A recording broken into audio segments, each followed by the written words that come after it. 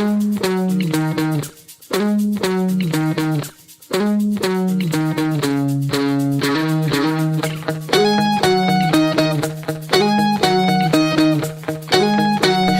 listening to the Segovia Show.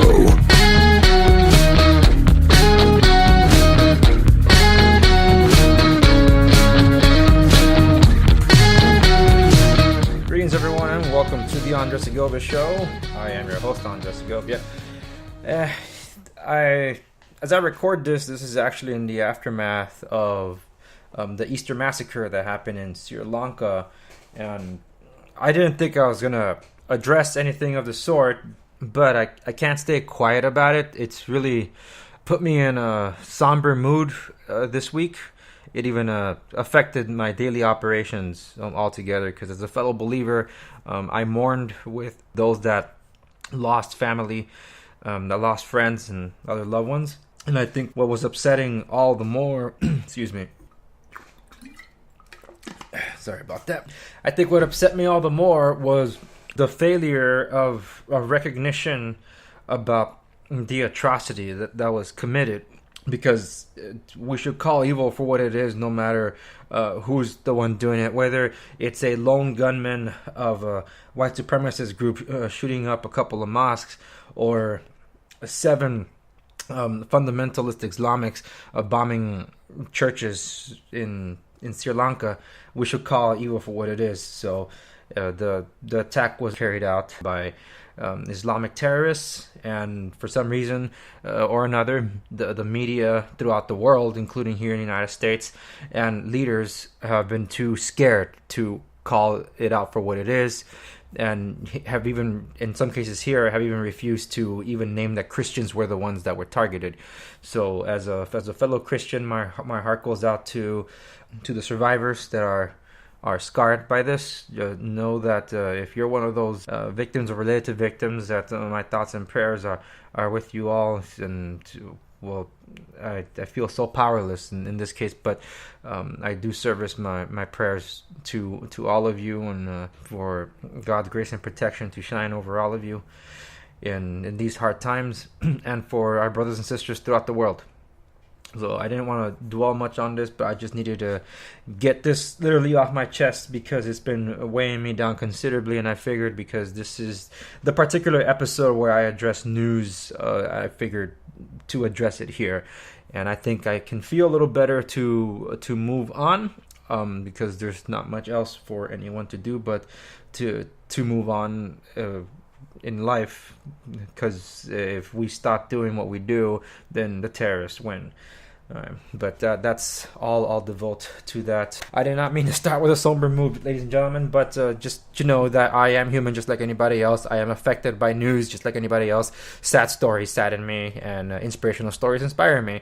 So just me being human, connecting with every one of you. I want to mention to you, you're going to want to stick around after I give you the news and headlines, because I had the opportunity to interview Joani Weir. She's the head of Better Homes for Long Beach, and she ended up taking her political action beyond Long Beach to fight statewide rent control. So let's get through these news articles as quickly as we can before I fall asleep. Let's start with this USA Today article. As pricey homes hit the market, the median list for a home reaches record $300,000. So this is the one of the big articles that led into the new month, because a lot of expensive property was reaching the market for sale, and that was pushing up the median price for homes. This was based on numbers run by Realtor.com. Now, this is taking into account national housing, okay? This isn't localized market. So you might hear 300,000 and say, whoa, that's cheap. Where can I get in on that? I can tell you it's not here in California. Sorry. That's the USA Today putting in that records. Check with your local agent to find out how that has affected home prices in your area if you're interested in getting into buying a property. So now this other article relating into I guess, rising prices. In this case, it's a good side about income. Los Angeles is having a loud economic boom. This is from Bloomberg, where they were talking about that the increase in activity in the economy, or contributions to the economy here in Los Angeles, have really bolstered its performance, where it's outperforming the number one city in the state, which is New York, and number two, which is Chicago. And of course, the rest of the U.S. It's measured by the growth of personal income, gross domestic product per capita, jobs, home prices, global trade and transportation, corporate economy, and municipal debt. Los Angeles has become the most productive of the 5 biggest U.S. cities. That's a big deal. And it even mentions that its perennial calamity of homelessness receded significantly for the first time since last year, which is also a very positive thing under Los Angeles Mayor Eric Garcetti. That's actually really good to see. I'm really curious to see how all this will in turn affect people's affordability issues, because even though we've had this economic boom, a lot of people still cannot afford housing. So how this is all in relation, I'm really curious to see how the economics of all this will all play out. All right, our next article is from the Wall Street Journal. This is regarding the house flipping, or the flipper. House flipping is back to pre-crisis levels, and pre-crisis being before the economic meltdown, the housing meltdown 2007-2008. The house flipping is back to those levels, and Wall Street Journal is making the case for why it's less of a concern now, and it has more to do with flippers today having a much larger profit margin than those at the peak of the previous housing cycle. A new analysis from CoreLogic Inc. suggests that most of the current flips are less risky than those from a decade ago, making today's flippers less likely to cause market volatility if prices decline in the next few years. So our next article is from the Los Angeles Times. The headline is, Inglewood Stadium deal is threatening one of California's last black enclaves. This is referring to the stadium for the Rams and Chargers being built in Inglewood. It replaced the Hollywood Park, which is akin to the Santa Anita Park where the horse races took place. This stadium was being built up. And because of that, there has been a lot of development in that area regarding like property being bought up and used for either luxury apartments or condos and such. So that has actually forced the prices to go up for the area as a whole. It has affected residents there, either those that are renting or trying to buy. That's becoming out of their reach. So this has been, in effect, in a way, contributed to the affordability issue that we're still experiencing here in California. And this is because of the major project that has been the stadium. It's an interesting read that I do recommend people read up. This is one of the reasons why Inglewood, I believe, has been pushing for rent control as well. So we'll see how this ultimately plays itself out. I feel it's important to know, regardless of what side you stand on the whole rent control issue, I believe this is something that we should be learning about the effects of economic booms. Which is why I mentioned that the Los Angeles economic boom is interesting as a follow-up, because I'm curious to see how it will affect housing affordability, if at all. This next article is kind of in the same tune to that, and that's regarding home sale prices in opportunity zones jumping 25%. The home sales price of residential properties in designated opportunity zones rose by more than 25% over the last year, according to a new Zillow report. It was created as a part of the 2017 tax overhaul. Opportunity zone programs give developers and investors a tax benefit only if they build new construction or substantially rehabilitate existing properties. The 8,700 zones are in distressed areas where investments could help lift the community. And I wonder if this has any relation to what was going on with the stadium, that was way before any tax initiatives, but I'm just curious to see if there's any correlation between those things, because I would hate for people to also experience the other side where they can't afford. Again, we'll see. This is me just talking out loud, people.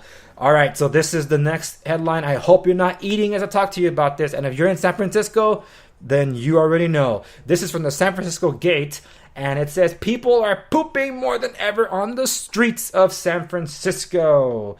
And there's an interesting graph that's posted on this, and all these articles are available in the resources of the show notes at my website, www.theandrewsegovia.com, and it shows a graph of human feces incidents by year in San Francisco. There is a literal poop patrol patrolling the streets to clean this up. It's one of America's wealthiest cities, and they have a huge problem with public poop.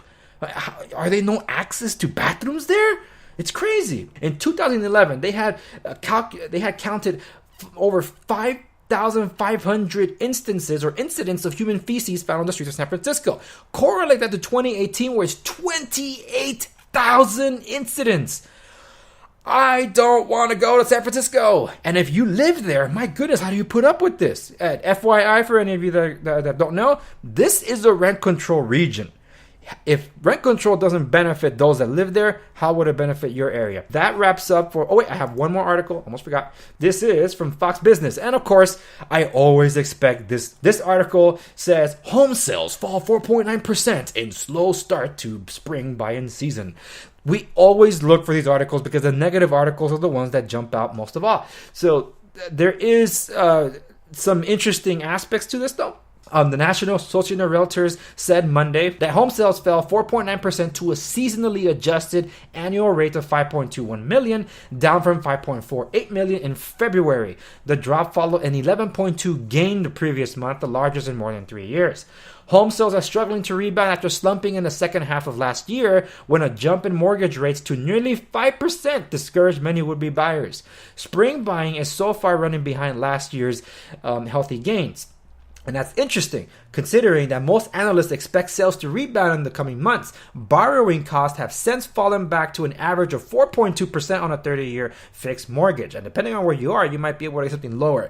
Another item that wasn't, it is mentioned in the article, but I'll just throw out to you here, is that when we had the government shutdown, well, for those that got FHA loans, which is Federal Housing Authority, those loans were basically delayed until the government opened up again. So all that had an effect on the home sales numbers of said time. So when you see these figures, you got to really dig in. Don't just read the headlines. There's more to it. And again, this is at the national level, not the local level, because anything like me, in my market, I see the for sale signs go up, and then I see sell pending signs on them, and then I see the sold signs on them, and the signs are gone, the people move in. And it's been crazy to see that in the supposed slow season. I'm like, wow, there's a lot of property turning over here still. So just FYI, people are still buying. At what prices and rates, it's to each their own. But all right, so that wraps up the main headline news that I wanted to cover over all of them. I don't know how this mystery surcharge gas thing got into my stack of stuff. Maybe something I was reading that was interesting, but we also do have an issue with gas prices here in California. So that's also a headline for you. But now I'm going to segue to tell you about the awesome experience I had at the Apartment Association of America's $1 Million Trade Show and Landlord Conference in Long Beach last week. It was April 17. You heard me announce it on the show here. And this is my third time attending, and I will attend the fourth time. I had more fun this time because I networked with people last year, and I was able to reconnect with some of them this year, and I was able to talk to some of my favorite speakers this year that I couldn't last year because they were always swamped with people. One of always the biggest draws at any of these places is Dennis Block's updates, but I missed the entirety of that presentation, including Bruce Norris' presentation about what to prepare for in case of an economic downturn. I missed those two presentations because I was busy interviewing Joani Weir from Better Homes for Long Beach, and she has a very thorough update about the fight against rent control. So just a quick background about the organization. Last year, when Long Beach was one of the few cities here in Southern California that was looking to establish rent control, she led the charge. So I had an opportunity to sit down with her and get an update about rent control. We talk about the locally, in this case Long Beach, rent control situation and what's still being battled out with the city council, and then also talk about the statewide legislator and what's coming down the pipeline, what we might see in the next election, which is not that far away, maybe less than 18 months away already, crazy, and what we might be able to see there. Of course, this is the beginning stages, but the more you know, the better decision you'll make in the long run, and also be able to inform those that you have an influence on. Here is my interview with Joani Weir. Thank you so much for sitting down with me, or I'm sitting down with you.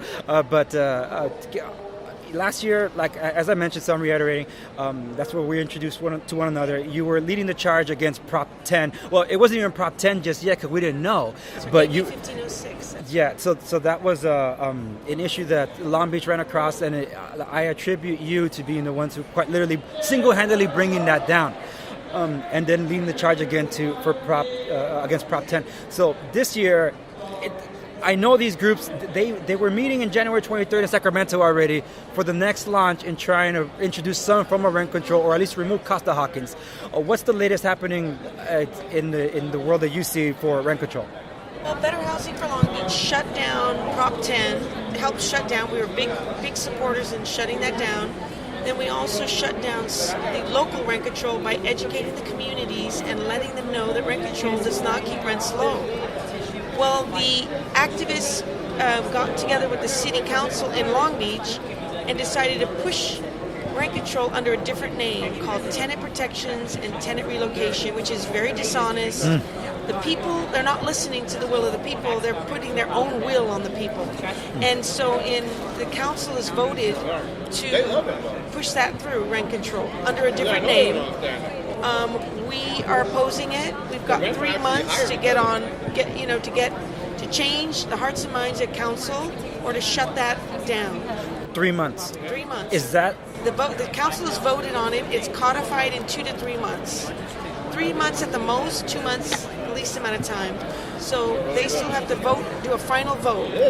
We are short 1 or 2 votes. So we need to change a vote around right now. So, and just to be clear, so this is a vote that the city council is doing. It's not a vote that technically the people are going to go do. It's not of the people. It's against the will of the people. They're going against the will of the people and putting their own will on the people for political reasons. Of course, that seems to always be the case with them. Now, what's happening on a state level is AB, which was AB Proposition 10, is now changed to AB 1482, which is the new Prop 10. So they're going to go again and try to push this statewide rent control again. And is this something that's like before? Well, because those ABs, these are up for legislative votes. That is correct.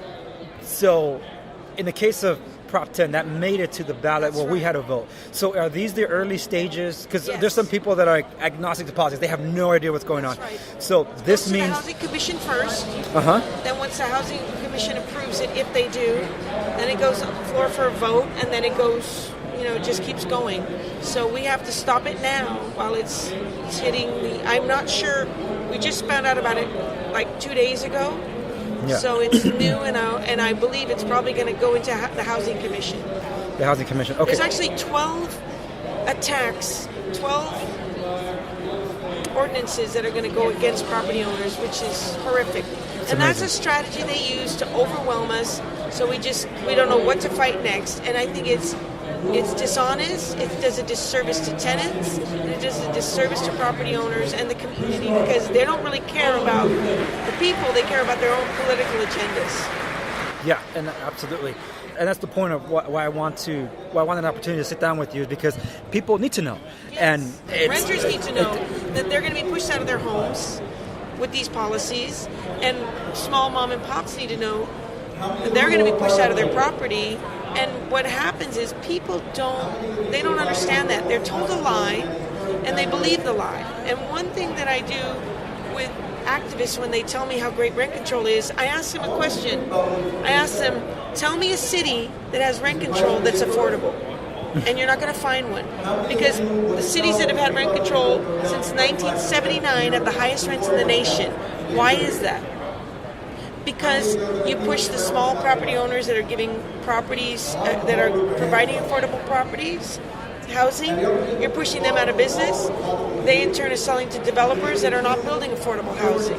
They're going to tear down that building and they're going to buy something so they can make a return on their investment. Absolutely. And that's going to be higher rents. So we need to educate renters that they're being lied to by the mayor of Long Beach, lied to the community. He lied to the people that donated to him. All the people that were opposed to this, he told them he was against rent control, and then he pushed this through. Wow. Yes. He pushed this tenant policy through. So he's not a very honest man. Yeah. That's unfortunate. And a lot of the council members, every council person, when they took donations, signed a document that they would not support rent control, and every one of them signed that document. All 9 council members.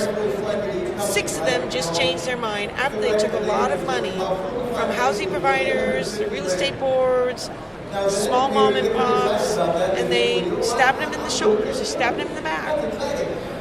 Yeah, and unfortunately, that seems to be a theme with politics. But we can definitely make our voice heard. Still, they're not going to shut us down because that's like you said. They're trying to overwhelm us. They're trying to overwhelm us and scare us. And what they're doing is when they scare the property owner into selling, the renter loses their home. So how is that helping with the housing crisis? It's adding to it because for them to push more policy, they need to make bigger crises. So they're creating a crisis, and then they get to create more policy that destroys our industry and takes our rights away. And that's what's happening. We're losing our rights, our personal property rights. Those are amendment rights. They're attacking us, and they're taking away our rights. They're doing forced inspections in our homes. They're asking tenants for their personal identification. How appropriate is that?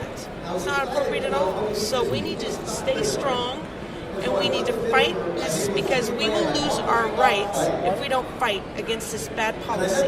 Absolutely, and I strongly believe that our freedoms begin with our property rights. It was established by our founding fathers. That was the point. Right. They're taking away our freedoms to control it, and it's not appropriate, and it's dishonest, and it's illegal. Yeah, definitely is.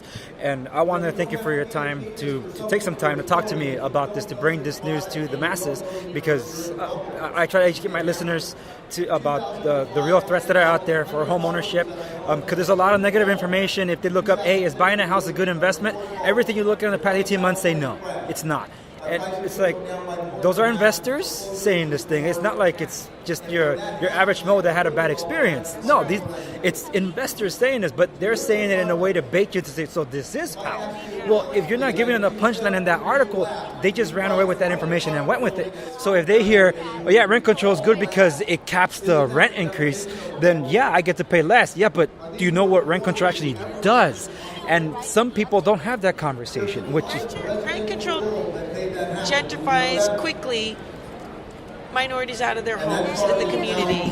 And anybody that disputes that is a liar, because Santa Monica lost 30% of the Latin community when rent control was implemented, and that demographic remains the same to date. So when they tell you it's going to keep you in your home, tell them to show you the proof, because the truth is on our side. The lie is on their side. They're lying when they tell you it's going to keep you in your home. There's been videos equating rent control to a bomb in a city, because that's how much devastation it's going to create, and that's how much homelessness it's going to create. Los Angeles, highest homeless population, has had rent control since 1979. It hasn't helped San Francisco. Didn't help San Francisco. Who wants to go there now? It's They're too expensive. destroying communities. Someone benefits. Follow the money, and you're going to see where this is coming from. Tom Steyer pushing his agendas. California Endowment, Weinstein from the AIDS organization. They're all going to be going into the housing business. Weinstein is going to go into affordable housing. So he's putting out all these people out of business by pushing policy that's going to cost us our properties. So thank you very much for your time and expressing all this information and making sure that we're all informed. Keep up the excellent work. Where can people learn more about Better Homes for Long Beach and all your efforts, or Better Housing for Long Beach? Well, they can always go to our website, which is www.betterhousingforlongbeach.com. Or you can call me on my personal line. It's Joani at Better Housing for Long Beach. My personal line is 310-926-3309, or our Better Housing line, which is 562-786-9854. I'm Joani Weir. I'm the president. I'm committed to fighting for you to preserve your personal property rights. And thank you very much. These will all be posted on my show notes, so everybody will be able to pick them up from there. Yes, absolutely. Thank you so much again. And that wraps up my interview with Joani Weir. Very timely, very informative. And to learn more about her political action group and their efforts to battle rent control and your rights as property owners, go to www.betterhousingforlongbeach.com. I know I was mentioning Better Homes for Long Beach, but it's Better Housing. It's almost the same thing.